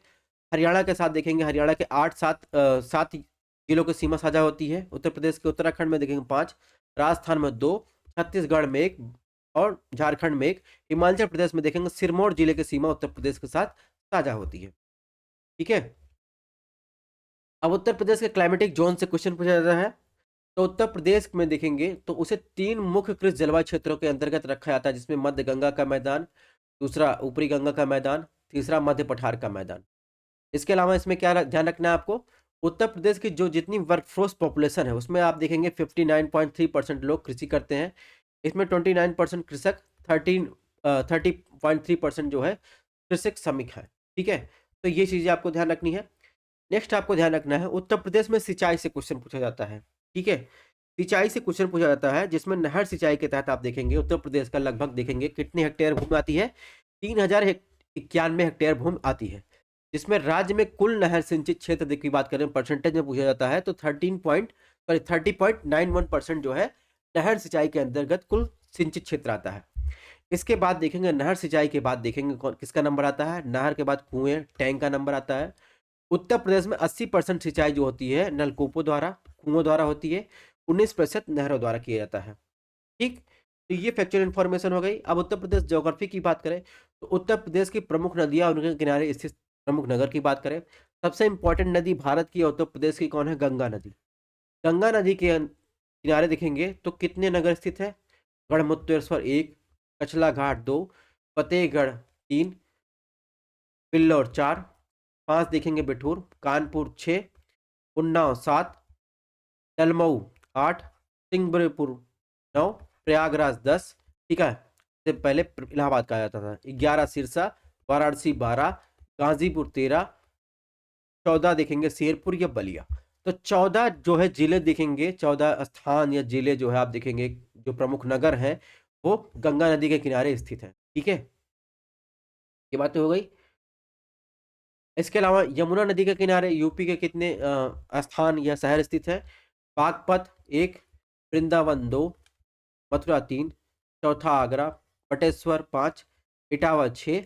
इसके बाद हमीरपुर देख लेंगे, कौशाम्बी, फिर प्रयागराज, यानी 10 स्थान जो है यमुना के किनारे स्थित है। गोमती के किनारे आप देखेंगे लखनऊ, जौनपुर, सुल्तानपुर 3 जो है आप देखेंगे शहर स्थित है। सरयू नदी के किनारे आप देखेंगे अयोध्या, गोला, बहरहालगंज, ये 3 शहर स्थित है। राप्ती नदी किनारे गोरखपुर, बेतवा किनारे हमीरपुर, मंदाकिनी या पैसू नदी किनारे चित्रकूट, रामगंगा किनारे मुरादाबाद, सई नदी किनारे प्रतापगढ़, सोन नदी किनारे सोनभद्र, हिंडन के किनारे गाजियाबाद। तो ये क्रम भी आपको ध्यान रखना है कि कौन सा शहर कौन सी नदी किनारे स्थित है। गंगा नदी की बात कर रहे थे, थोड़ा डिटेल में देख लेते हैं। कभी कभी क्वेश्चन गंगा नदी से पंचप्रयाग के बारे में पूछ लिया जाता है। ठीक है, तो आप देखेंगे पंचप्रयाग का क्रम देखेंगे। पंचप्रयाग में आपको एक मुख्य नदी ध्यान रखनी है, अलकनंदा। अलकनंदा ही मुख्य नदी है, इसी से सारी नदियां आकर मिलती है। अलकनंदा आप देखेंगे बद्रीनाथ, बद्रीनाथ पर एक संतोबन ग्लेशियर वहां से निकलती है। सबसे पहली नदी बाईं तरफ से आकर मिलती है विष्णुप्रयाग, यानी पहला प्रयाग कौन सा है, विष्णुप्रयाग। इसमें कौन सी नदी आकर मिलती है, धौली गंगा। पहली नदी है धौली गंगा आकर मिलती है, उससे विष्णुप्रयाग बनाती है। फिर बाईं तरफ से दूसरी नदी आकर मिलती है नंदाकिनी, नंदाकिनी मिलती है तो नंद प्रयाग बनाती है, दूसरा प्रयाग। फिर तीसरा प्रयाग बनता है जब उसमें पिंडार रिवर आके अलकनंदा से मिलती है तो कर्ण प्रयाग बनता है। ठीक है, ये 3 नदियां मिल गई। इसके बाद जब चौथी नदी को मिलना होगा तो वो दाईं तरफ से आके मिलेगी, वो मंदाकिनी रिवर है। और मंदाकिनी रिवर आप देखेंगे केदारनाथ धाम से चोराबारी ग्लेशियर से निकलती है और वो देखेंगे अलकनंदा में रुद्रप्रयाग के पास आकर मिलती है। ठीक है, इस प्रकार ये चौथा प्रयाग हो जाता है। फिर गंगोत्री से जो है आप देखेंगे भागीरथी रिवर निकलती है, ये देव प्रयाग में आकर मिलती है। फिर देव प्रयाग ये 5वां प्रयाग हो जाता है, यहीं से गंगा नदी के नाम से ये जानी जाती है। ठीक है, ये तो बात हो गई गंगा नदी की। अब हिमालय और उसके अदर इंपॉर्टेंट रिवर की बात की गई, यहाँ पर आप देख सकते हैं डिटेल में दिया गया है। इसमें एक रिवर हमको बताना है, कभी कभी बहुत ज़्यादा न्यूज रहते हैं, बराक रिवर। बराक रिवर देखेंगे मणिपुर और नागालैंड की सीमा से बहती है। ठीक है, और बांग्लादेश में आप देखेंगे भांगा बाजार के पास जाकर आप देखेंगे ये मेघना से मिल जाती है। ठीक है, गंगा नदी के कुछ और हमने ये गंगा नदी का स्रोत देख लिया। इसके बाद गंगा नदी से सबसे पहले नदी अगर मिलती थी गढ़वाल हिमालय से निकल कर आती मिलती है रामगंगा। ठीक है, सबसे पहले कौन मिलती है, रामगंगा। फिर आप देखेंगे रामगंगा के बाद आप देखेंगे उससे सेकंड नंबर पर आके मिलती है गोमती। ठीक है, बाईं तरफ से मिलने वाला नदी क्रम है। फिर तीसरी नदी आप देखेंगे काली शारदा सरयू जो है ये घाघरा से मिलती है। घाघरा से मिलने के बाद देखेंगे तीसरी इंपॉर्टेंट रिवर जो है आप देखेंगे राप्ती भी घाघरा से मिल जाती है।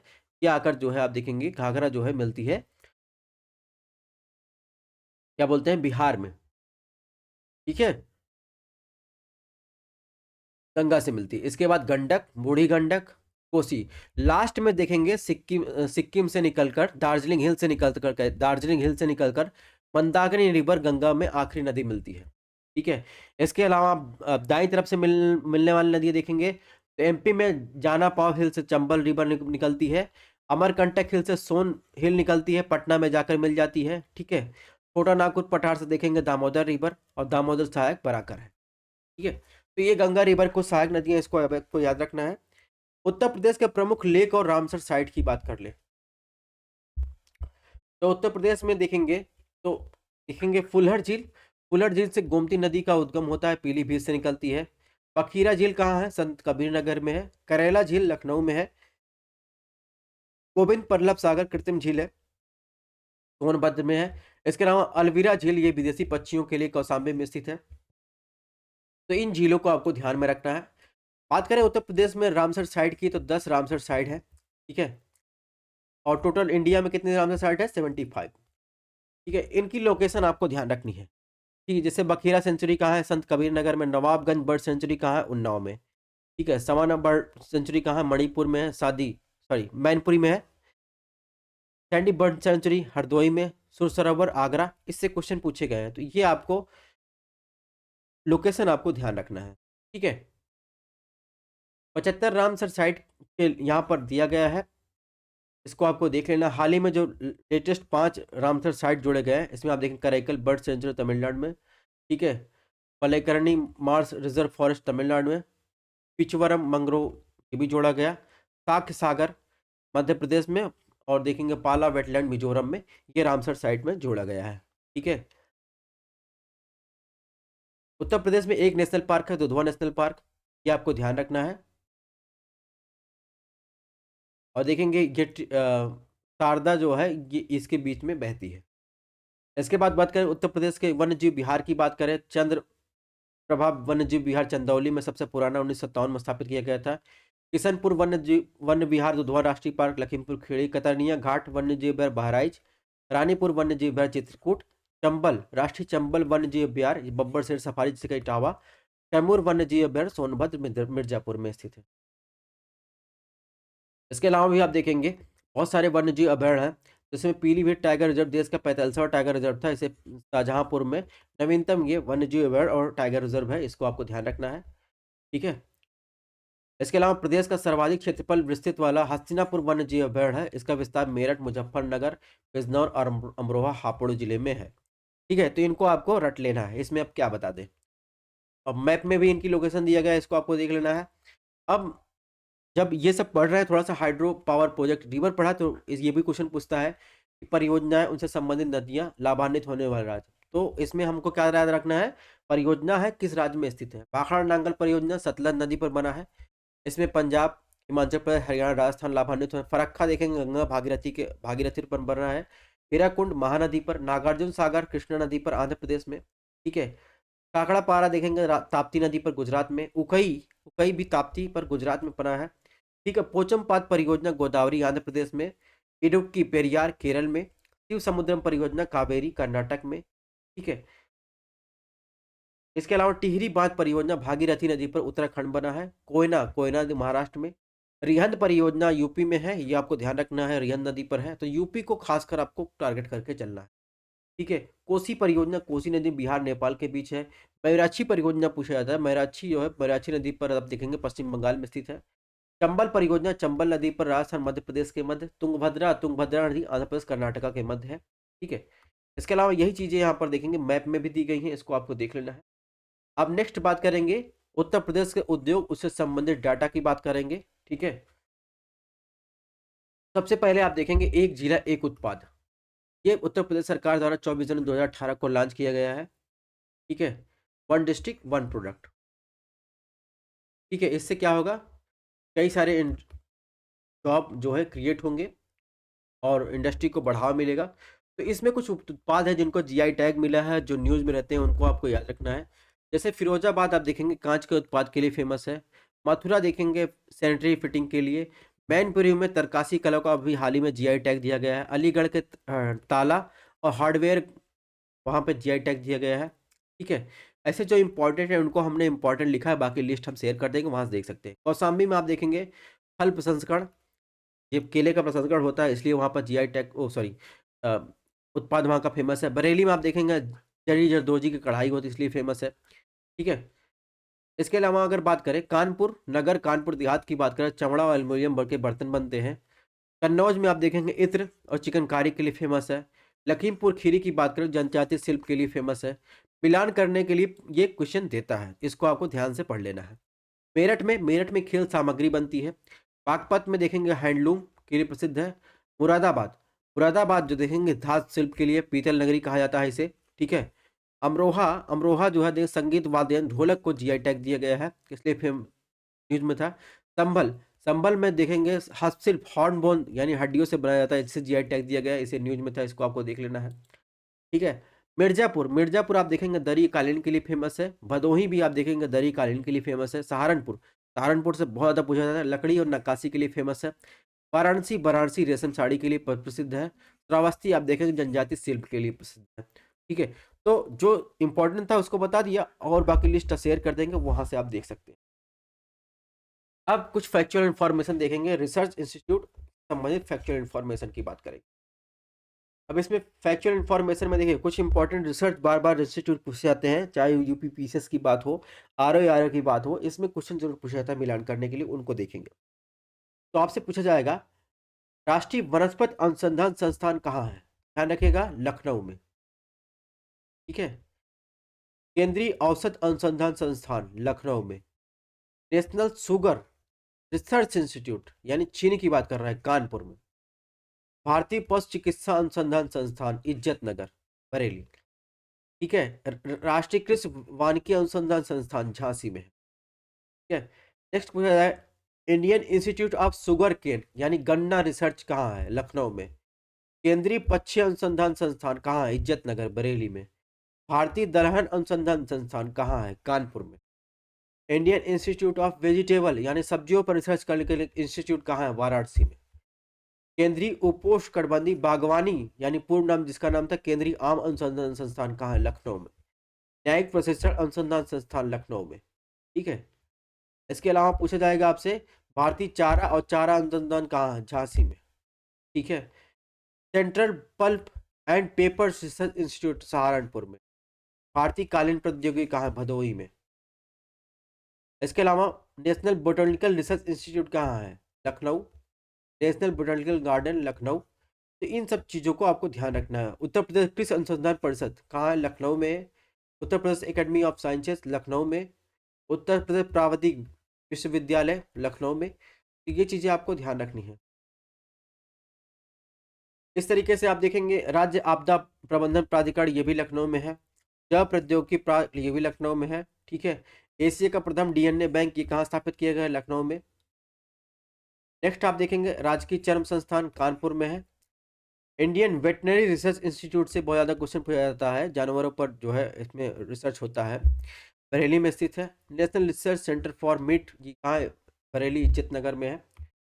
इसके अलावा देखेंगे सेंट्रल पोटैटो रिसर्च यानी केंद्रीय आलू रिसर्च अनुसंधान संस्थान मेरठ में है। अगर यानी इसके अलावा देखेंगे तो केंद्रीय आलू संस्थान कहाँ पे है, शिमला में भी है, ठीक है। हेडक्वार्टर इसका कहाँ है, शिमला में है। हेडक्वार्टर शिमला में है, उसका क्षेत्रीय कार्यालय भी है, लेकिन यूपी में जो है वो आप देखेंगे कहाँ पर, मेरठ में है, ठीक है। इसके अलावा मस्तिष्क ज्वार उन्मूलन केंद्र गोरखपुर में है। डॉक्टर अंबेडकर उत्तर प्रदेश पुलिस अकादमी कहाँ, मुरादाबाद में है, ठीक है। लेदर टेक्नोलॉजी पार्क स्थापना 12 में किया गया है। लेदर पार्क की स्थापना आप देखेंगे आगरा में किया गया है। राज्य का प्रथम सैटेलाइट टाउन किसे कहा जाता है, आप देखेंगे हापुड़ लिपखुआ को। Lion safari park Etawah. Theme park यानी पर्यटन संबंधी पार्क आप देखेंगे आगरा में स्थापित किया, ठीक है। तो ये तो बातें हो गई संस्थान की। अब बात करेंगे यूपी के प्रमुख खनिज और उनके स्थान की, कहाँ प्रमुख खनिज पाए जाते हैं, ठीक है। जैसे अगर पूछा जाए हीरा कहाँ पाया जाता है, हीरा देखेंगे बादापुर मिर्जा में पाया जाता है। सोना शारदा और रामगंगा की रेत में, ठीक है। यूरेनियम देखेंगे ललितपुर में। चूना पत्थर गुरमा कंचा बसुहारी मिर्जापुर और सोनभद्र के पास। इसके अलावा आप देखेंगे पोटास पोटास देखेंगे इलाहाबाद चंदौली बांदा और झांसी में पाया जाता है, ठीक है। ऐसे कुछ इंपॉर्टेंट है, जैसे बैक्साइड पूछा जाए, बैक्साइड आपको ध्यान रखना है कहाँ पर, बांदा वाराणसी ललितपुर में पाया जाता है। ऐसे ही आप देखेंगे जैसे आप पूछा जाए कि लौह अयस्क तो ललितपुर में पाया जाता है, ठीक है। संगमरमर मिर्जापुर सोनभद्र में, ठीक है। जिप्सम की बात करें झांसी हमीरपुर में, ठीक है। तो कुछ इंपॉर्टेंट है, इनको आपको ध्यान रखना है, सबको रटना नहीं है। अब बात करेंगे उत्तर प्रदेश के कला और संस्कृति पर्यटन और मेले से क्वेश्चन बहुत ज्यादा पूछा जाता है, पर्यटन स्थल और त्योहार से क्वेश्चन बहुत ज्यादा पूछा जाता है, ठीक है? तो सबसे पहले देखेंगे मेले के बारे में।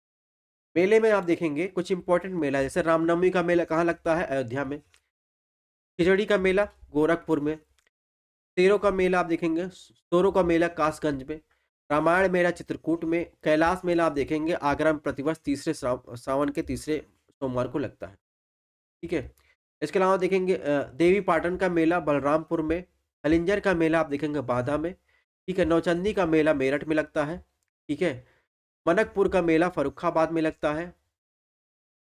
ठीक है? तो ये बातें हो गई मेले की। इसके अलावा कुछ और मेलों की बात कर लेते हैं। गढ़मुक्तेश्वर का मेला हापुड़ में लगता है। पटेश्वर का मेला देखेंगे आगरा में लगता है। काम्पिल्य मेला बांदा में। ठीक है? देव छठ मेला आप देखेंगे दाऊजी मथुरा में लगता है। ठीक है? गोविंद साहब मेला आप देखेंगे आजमगढ़ में लगता है। अब यूपी के पर्यटन स्थल की बात कर लेते हैं। मेले की बात कर ले, अब पर्यटन स्थल की बात करें तो यूपी में कुछ खास पर्यटन स्थल में एक बात करें, हेरिटेज आर्क। हेरिटेज आर्क में देखेंगे तो इसमें आप देखेंगे बहुत सारे कल्चरल और ऐतिहासिक प्राकृतिक आयामों को करीब से देखने का मौका मिलता है। उत्तर प्रदेश में आप देखेंगे एक छोर से दूसरे छोर तक फैले सुंदर और जीवन समाज को देख सकते हैं, जिसमें आप देखेंगे आगरा, लखनऊ, वाराणसी क्षेत्र इनके चारों स्थित मनोहरम स्थानों को यात्रा कराई जाती है। बौद्ध सर्किट की बात करें, गौतम बुद्ध के जीवन काल से जुड़ा हुआ है। ठीक है? इसमें आप देखेंगे स्तूप, प्राचीन मठ, बौद्ध मंत्रों को ध्यान, पूजा अर्चना आदि अलौकिक अनुभव करवाया जाता है। इसमें आप देखेंगे कपिल वस्तु, ये सिद्धार्थ राजकुमार का बाल्यकाल बीता है, इस समय फेमस है, इसलिए जो है यहाँ की यात्रा कराई जाती है। ठीक है?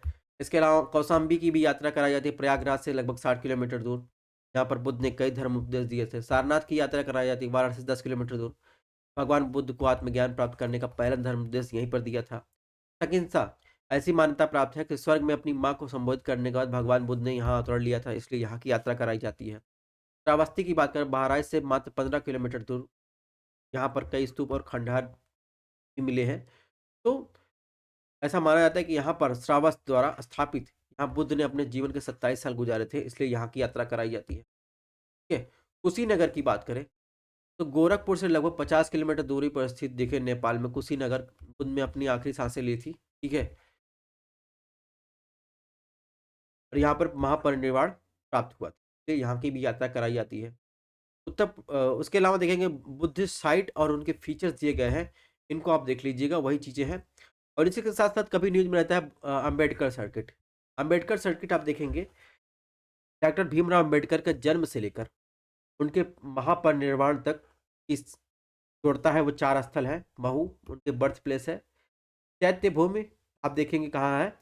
यहाँ पर जो है, यहाँ डॉक्टर भीमराव अम्बेडकर को इनकी मृत्यु हुई थी, मुंबई। इसके अलावा आप देखेंगे दीक्षा भूमि आप देखेंगे नागपुर। और महापरिनिर्वाण भूमि, सॉरी, डेथ जो हुई थी वो दिल्ली में हुई थी। ठीक है? वो है महापरिनिर्वाण भूमि। ठीक है?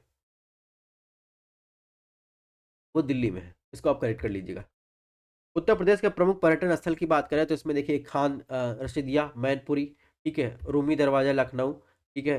गोला गोलक्कड़ मंदिर। ठीक है? आप देखेंगे लखीमपुर खीरी, खड़क शाह बाबा मजार कौसाम्बी। तो ये सब कुछ एरिया है, इनको आपको देख लेना है। जैसे आप देखेंगे दिगंबर जैन मोड़ आप देखेंगे असाई किले से प्राप्त है, इटावा में स्थित है। कनक भवन आप देखेंगे अयोध्या में। और सप्त मातृका प्रतिमा आप देखेंगे कन्नौज में स्थित है। ठीक है? इसके अलावा देखेंगे बौद्ध स्तूप कुशीनगर पिपरावा सिद्धार्थनगर में स्थित है। फिर कलिंजर दुर्ग आप देखेंगे बांदा में स्थित है। इसके अलावा देवी पाटन ये कहाँ है? बलरामपुर में। और रेणुकेश्वर महादेव मंदिर सोनभद्र में स्थित है। ठीक है? ऐसे ही पर्यटन स्थल बहुत सारे हैं, इनकी लिस्ट हम आप शेयर कर देंगे, वहां से देख सकते हैं। अब बात करते हैं उत्तर प्रदेश के शहरों और उनके उपनाम की बात करते हैं।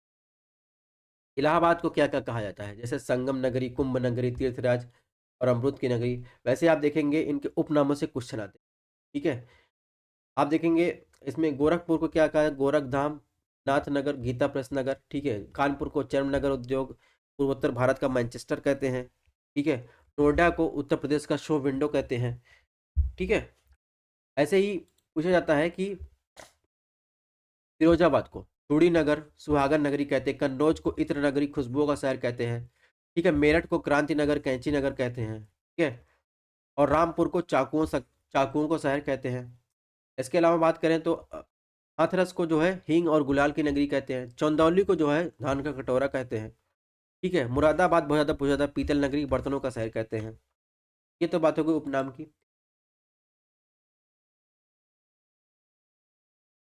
ठीक है। अब कुछ मिसलेनियस टॉपिक बचे हैं। टॉपिक नंबर 5 देख लेते हैं। मिसलेनियस टॉपिक में सबसे पहले उत्तर प्रदेश में जो है आप देखेंगे 7 जीआई टैग मिले हैं, उनको देख लेते हैं। तो जीआई टैग होता क्या है? यानी जीआई टैग किसी विशिष्ट भौगोलिक संकेतक में विशिष्ट ज्योग्राफिकल एरिया में पाए जाने वाले प्रोडक्ट को दिया जाता है। अगर ये किसी प्रोडक्ट को मिल जाए तो वो 10 साल के लिए वैध होता है। यानी जीआई टैग मिलने के बाद दूसरा उसे कॉपी या नकल नहीं कर सकता है। ठीक है, वो 10 साल के लिए संरक्षित हो जाता है। कानूनी ढांचे की बात करें तो वस्तुओं और भौगोलिक संकेतक पंजीकरण अधिनियम 1999 के तहत इसे संरक्षित किया जाता है। इंटरनेशनल अदर पर आप देखेंगे ट्रिप्स के व्यापार संबंधित पहलुओं पर डब्ल्यूटीओ का समझौता है, उसके आधार पर इसे संरक्षित किया जाता है। अब बात करें किन 7 को जो है जीआई टैग दिया गया है। अमरोहा का ढोलक, ये क्या है? आप देखेंगे कि आम, कटहल और सागौन की लकड़ी पर बनाया जाता है। इस पर आम आम देखेंगे जानवरों की खाल में आमतौर पर बकरी की खाल की सतह बनाई जाती है। बागपत पर घर सज्जा का सामान, ठीक है, सूती धागा इसमें शामिल है, इससे ये विशिष्ट प्रकार के सज्जा के सामान बनाए जाते हैं। बाराबंकी का हथकरघा उत्पाद, कलापी का हस्तनिर्मित कागज, ठीक है। इसके अलावा देखेंगे महोबा का गौर पत्थर हस्तशिल्प, और वैज्ञानिक रूप से इसे क्या कहते हैं? पायरोप्लास्टोन के नाम से जानते हैं। महोबा की कुछ कहानी है, इससे क्वेश्चन पूछे जाते हैं। महोबा में 9वीं शताब्दी में प्रतिहार शैली से निर्मित ग्रेनाइट सूर्य मंदिर के लिए प्रसिद्ध है। ठीक है, महोबा का नाम महान त्योहारों के शहर से लिया गया है। ऐसा माना जाता है कि चित्रकूट में 14 साल के वनवास के दौरान इसी पहाड़ी में व्यापक रूप से अपना इलाज किया था। ठीक है, पृथ्वीराज चौहान से संबंधित है, 1182 में प्रसिद्ध युद्ध लड़ा था, और जिसमें आला उदल 2 भाई थे जो चंदेलों की ओर से लड़ते हुए महोबा के परमाल जो है छीन लिया था। ये तो बात हो गई महोबा की। इसके अलावा 2 और हैं, जीआईटेक मैनपुरी की तरकसी को, ठीक है, संभल के हॉर्नक्राफ्ट को। इसके अलावा बहुत सारे लोगों को, बहुत सारे यूपी के प्रोडक्ट को जीआई टैग दिए गए हैं, यहाँ पर लिस्ट दी गई है, उसको आप देख सकते हैं। उत्तर प्रदेश में स्थित प्रमुख संग्रहालय, संग्रहालय से क्वेश्चन आते हैं, उनको देख लेते हैं। तो आप देखेंगे उत्तर प्रदेश में कुछ संग्रहालय है, जैसे राज्य संग्रहालय की बात करें लखनऊ में है, अंतर्राष्ट्रीय रामकथा संग्रहालय कहाँ है? आर्ट गैलरी अयोध्या में है, राजकीय पुरातत्व संग्रहालय कन्नौज में है, राजकीय स्वतंत्रता संग्राम संग्रहालय मेरठ में है। ठीक है, तो ये कुछ संग्रहालय, इनको आपको देख के रखना है। लाल बहादुर स्मृति संग्रहालय कहाँ? वाराणसी में। राजकीय जैन संग्रहालय मथुरा में स्थित। ठीक है, बाकी और सारे संग्रहालयों को यहाँ पर लिस्ट दी गई है, इसको आप देख सकते हैं। अब बात करेंगे उत्तर प्रदेश के प्रमुख परिवहन में, जिसमें सड़क देखेंगे, रेल देखेंगे, वायु देखेंगे, मेट्रो देखेंगे। ठीक है, तो आप देखेंगे राष्ट्रीय राजमार्ग की लंबाई के दृष्टि से उत्तर प्रदेश देश का स्थान प्रथम। उत्तर प्रदेश राजमार्ग प्राधिकरण का गठन 2004 में किया गया था। देश का सबसे लंबा green field express control expressway Agra Lucknow expressway है, 302 किलोमीटर का। विश्व का सबसे ऊंचा, सॉरी, सबसे लंबा रेलवे प्लेटफॉर्म कौन है? गोरखपुर में स्थित है। ठीक है, रेल सुरक्षा आयोग का मुख्यालय कहाँ है? लखनऊ में स्थित है। इसके अलावा प्रदेश में लखनऊ के आकाशवाणी केंद्र की स्थापना हुई, कब हुई थी? 1938 में।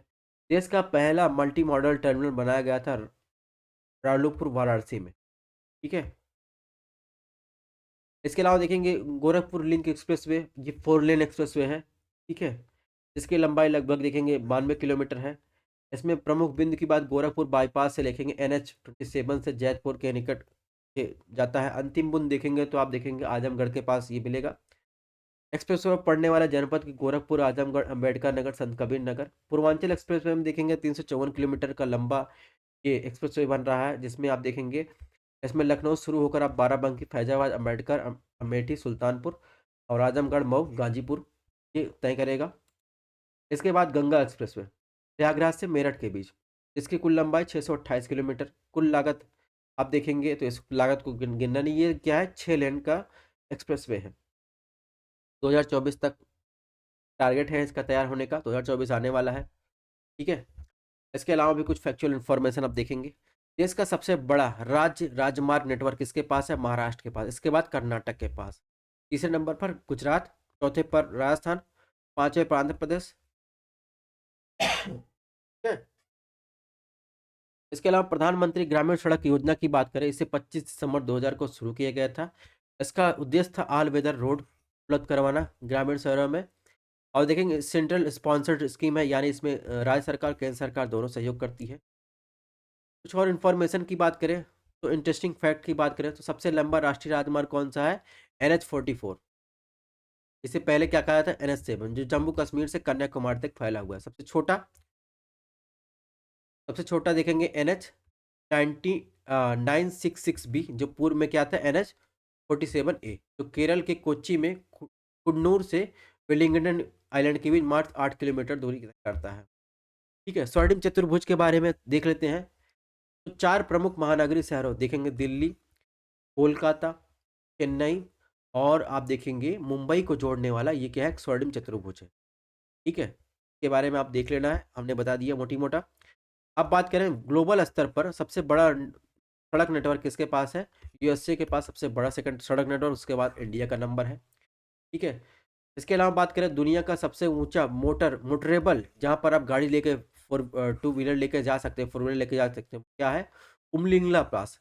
लेकिन इसका भी रिकॉर्ड तोड़ने वाला है, बीआरओ बना रहा है, डेमचिक सेक्टर में बना रहा है लिकारू मिंगला।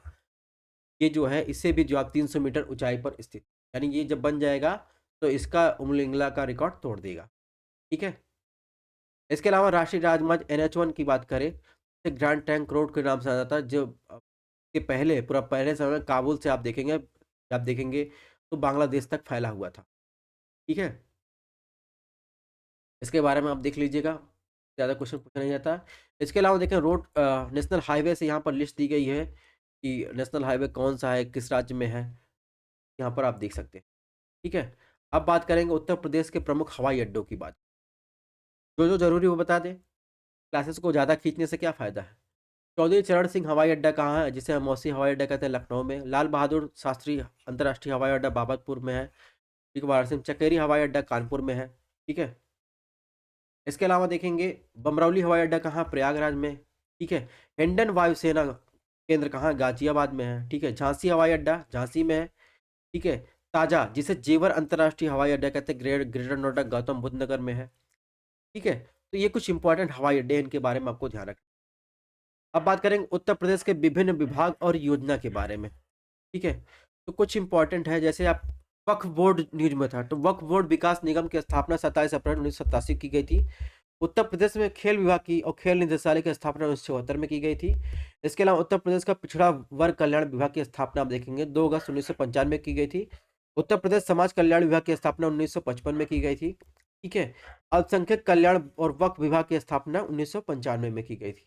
महिला बाल विकास विभाग की स्थापना उत्तर प्रदेश में आप देखेंगे 1989 में की गई थी। ठीक है? उत्तर प्रदेश का राज्य पिछड़ा वर्ग आयोग मार्च 1933 में किया गया था।